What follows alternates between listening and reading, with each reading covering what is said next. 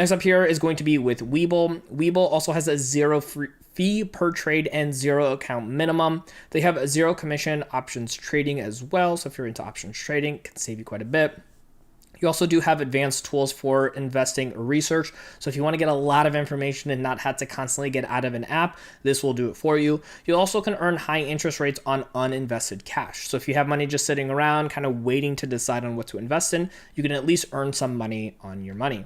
Now, they also do paper trading, which is essentially practicing with fake money. So you can actually be putting money into different stocks or funds that you would like to see how it works out. It's a great way to kind of get started. And they do have promotions where you can get up to 70 free fractional shares. And yes, I know that sounds like a lot. And there are, of course, some tiers on how much you deposit to get those free shares. And I would definitely recommend checking it out if you want to earn something for at least trying out an app entirely free. Now, next up here is going to be with Stash. Now, Stash also has a zero account minimum.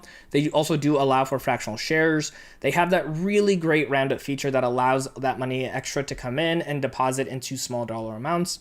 And you can also see they do have a stock back card, which effectively is allowing you to utilize their card to be able to spend money and actually earn stocks back based off of where you spend your money.